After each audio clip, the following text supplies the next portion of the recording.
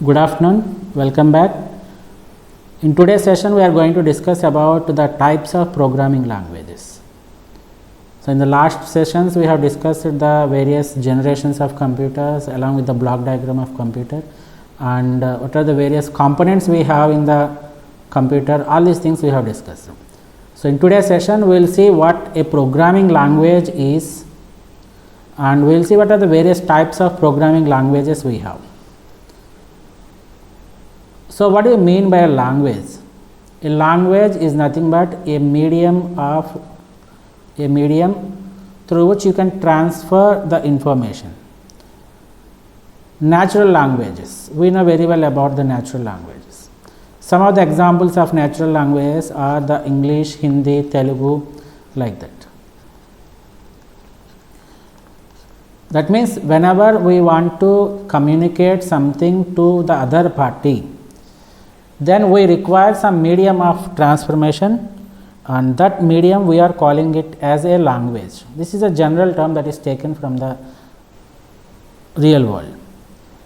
And in the similar way, when you want to communicate with the computers, you require a language, and those languages we are calling it as the programming languages. As I told that the computer does not have the thinking capability, or it does not do anything on its own. But after this fifth generation where we have this AI and ML, it is going to think based upon the inputs you have given to it. That is a different case. But as a whole, the computer cannot work on its own. The computer cannot think on its own. Everything that the computer want to do, it should be given as an input by the user. You require some medium of conversation between the computer and the user. That is the reason why we have these programming languages. These programming languages are nothing but the languages which are used to instruct the computer. You tell the computer to do something, that is called as instructing the computer, and that instructions is given in the form of the languages or with the help of the languages. Those languages we are calling it as the programming languages. In simple form, we can say that a programming language is a medium of instruction or a medium of communication between the computer and the user, in simple terms. Once we know about these programming languages, let us see what is these types of programming languages we have. We have basically three types of programming languages. Initially, that means from the first generation and the second generation, we have a programming language which is called as the machine language.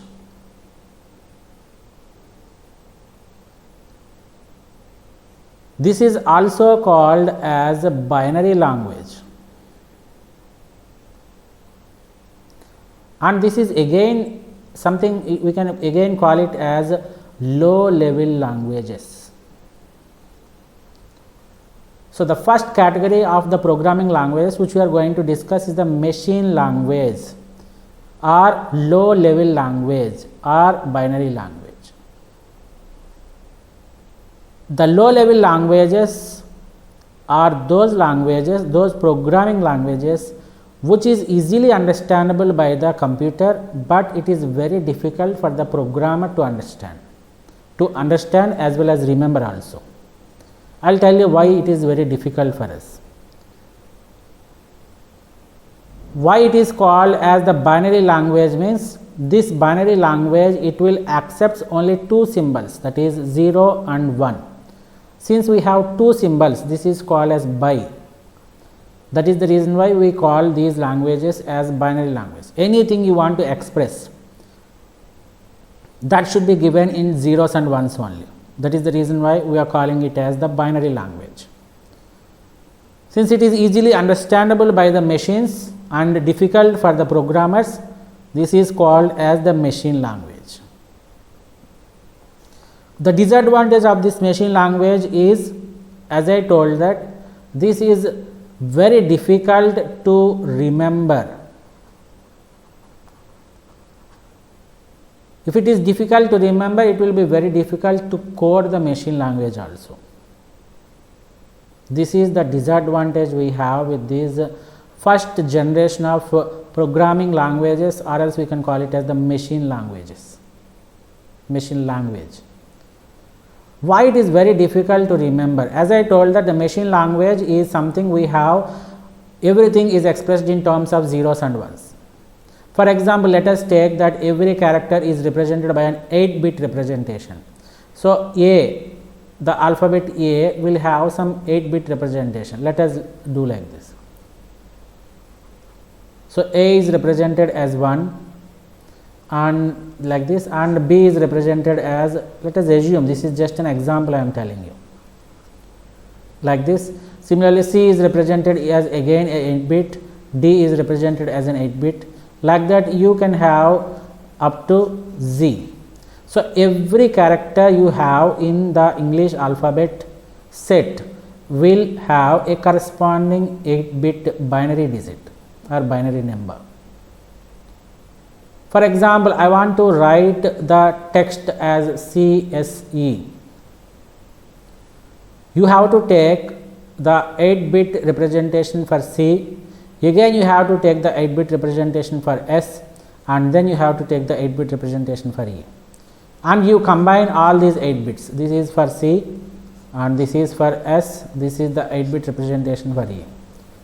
So, in order to just represent a 3-character letter, you have to write 8 plus 8 16 plus 8 24. 24 bits you have to represent. It is very difficult for the programmer to remember these zeros and ones combinations for each and every character we have in the character set. That is the reason why it will be very difficult for the programmer to remember these zeros and one sequences. And it is very difficult to code based upon these zeros and ones. Okay, we have these disadvantages. Now, let us see what are the advantages we have. So, here we have 2 characters. One is the computer and other one is user. Any language that is easily understandable by the computer, we call it as the binary language.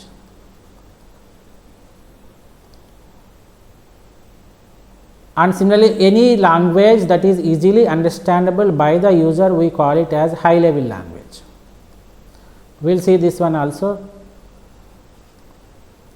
Right. The disadvantage with this machine language is, since the user or the programmer is writing everything in a language that is understandable by the computer itself, there is no need for the translation. Translation should be there whenever you are going to communicate with a person who does not know your native language. For example, let us assume that you are a person, you are user 1 and you are from Andhra Pradesh. Let us say that you went to Tamil Nadu, and when your language in Andhra Pradesh is Telugu,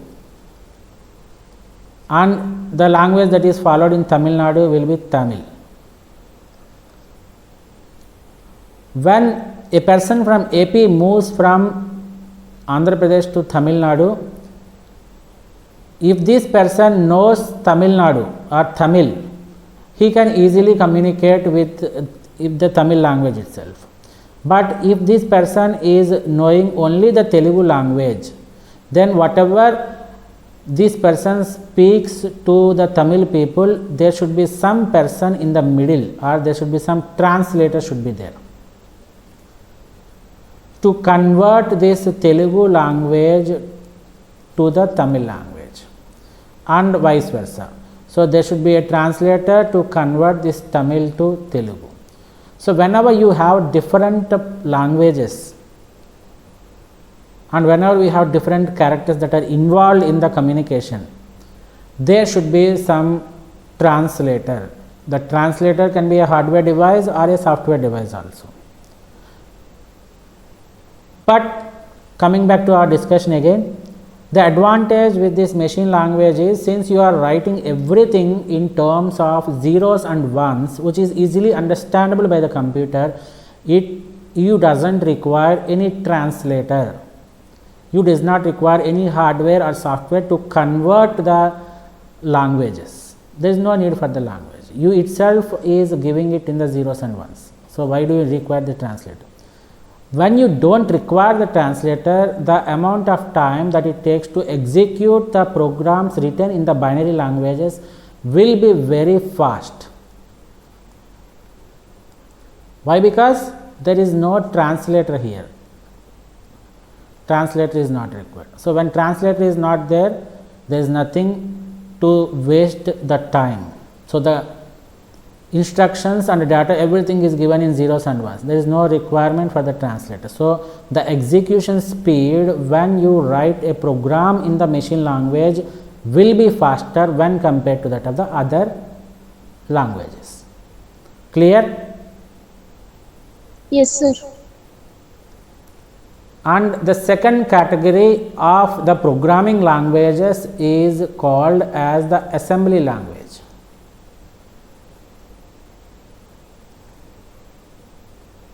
This is something similar to that of the binary language only, but we have some advantage here with this assembly language. That means we will be using some words to represent some operations. For example, in the binary language, if I want to write this 10 plus 15, I should give 8-bit representation for 1 and 8-bit representation for 0, and similarly the plus is also having the 8-bit representation. So everything you have to write it in the 8-bit representation. And when you come and express this particular expression in this format or the assembly language, you have some mnemonics or the word equivalents for the operations. Example, we have add for addition operation, we have sub for subtraction operation, we have mul for multiplication, division, increment. Like that, we have different words to represent different operations. So for this purpose, this is something very easier to remember when compared to that of the machine language. You can remember these words instead of remembering 8-bit codes for different operations.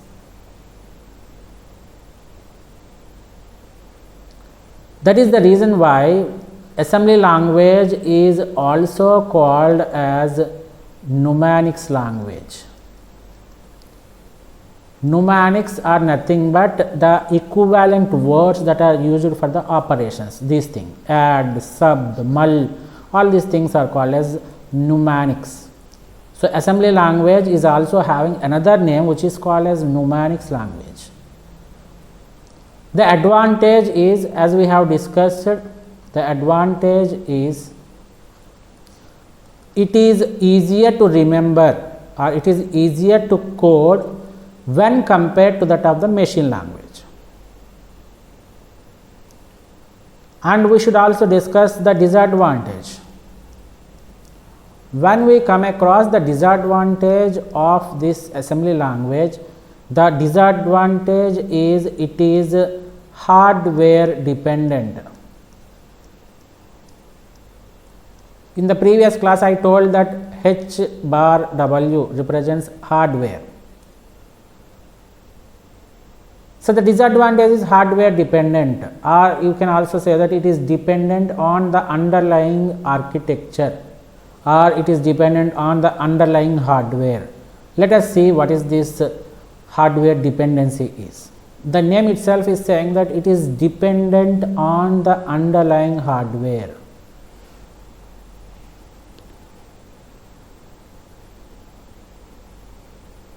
That means you have different hardwares in the computer.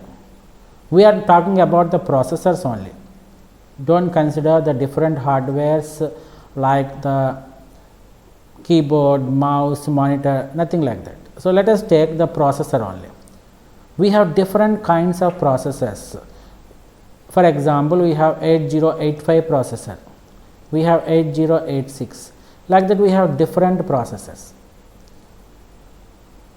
And the programming language or the programs that you want to write using this assembly language, they depend on these 8085, 8086 or 80885 like that. What happens if it is dependent on hardware? What is the problem we have? That is what we need to understand.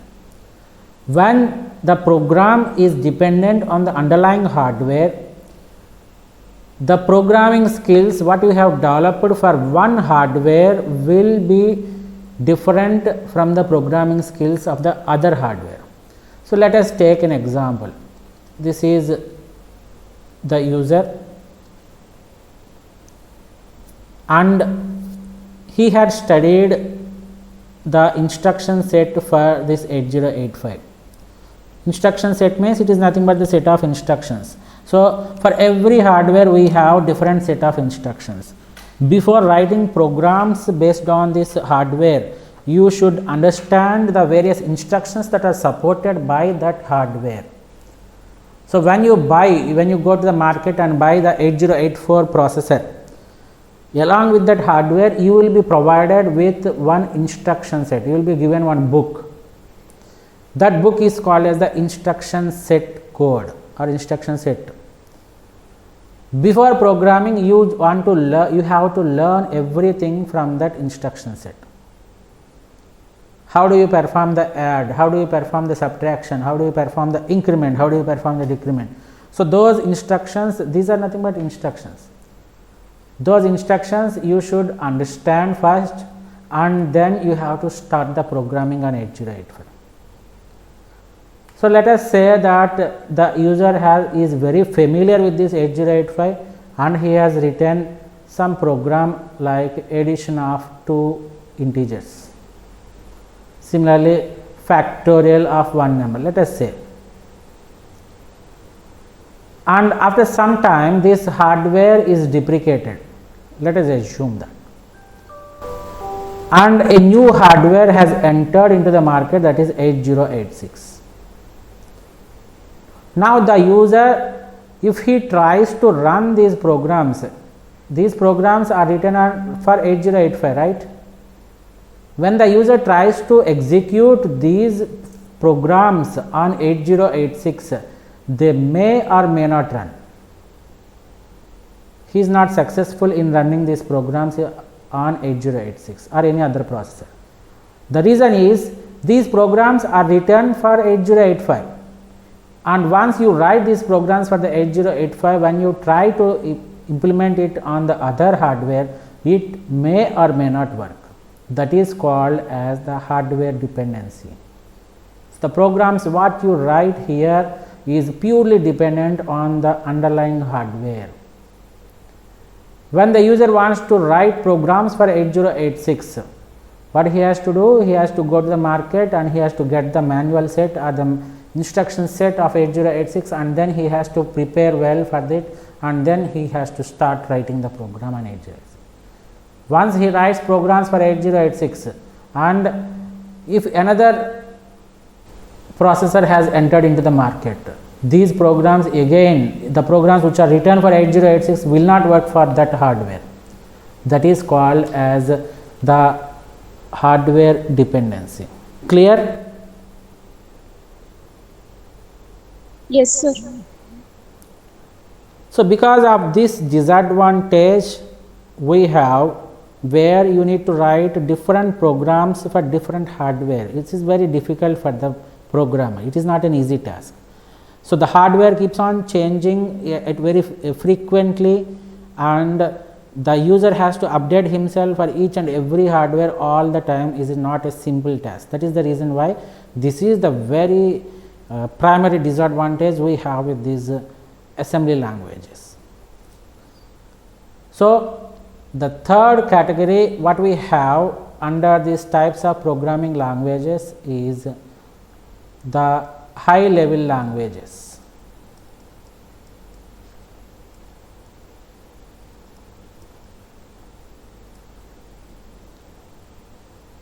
So this is high level language.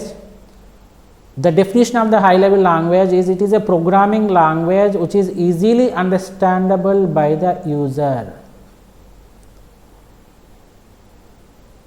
What are the languages that are easily understandable by the user? Those are nothing but the natural languages. So when you can give instructions to the computers in your natural language, it will be very easy for you to write the programs. So scientists have designed such type of programming languages which makes the job of the user very comfortable. They can express or they can give instructions to the computers just in their natural languages, as if they are speaking to a native person. He can give the instructions in the English language. Universal accepted language is English. So the users are given freedom to express their instructions or to give instructions to the computers in the English language. So they became very popular. The reason is very much easier for the programmer to understand or to learn that language. Why? Because it is almost given in the high level language. So that is the advantage we have. Very easy to learn, and the disadvantage is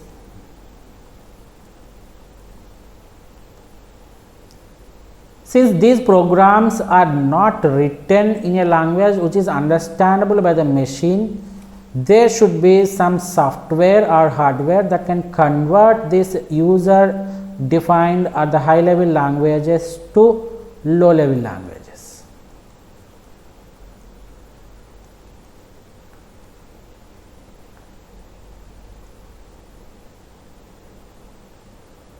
So there should be a translator. There should be a translator for conversion of these high level languages to the low level languages. And these translators that convert the high level language to the low level languages are called as the compilers. And this is a software, very important concept, this one. So the disadvantage of the high level language is we require a software to translate the high level language to the low level language, and these translators are called as the compilers, which come under the category of softwares. Compilers are interpreters. In some programming language we have interpreters.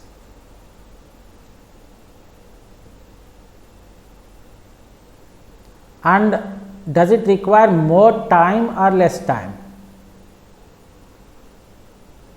Since you require time to translate the high level language to the low level language, it takes more and more time.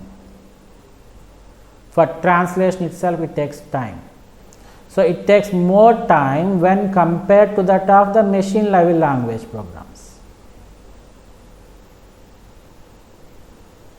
And coming back to this assembly language again, in addition to this hardware dependency as one of the primary disadvantage, it also have the second disadvantage as they also require the translator. They require translator to convert this assembly language to low level language. So assembly level language is again converted into the low level language. It's always required that whatever you give to the computer, you always make it in terms of zeros and ones. That is binary language. So you express that in assembly language, you should convert it into the low level language. You express it in high level language, you should convert it into low level languages. And the program that is used to convert the assembly language to the low level language, we call it as the assembler. Assembler. This is also again a software. So an assembler is a software that converts the assembly language into the low level language.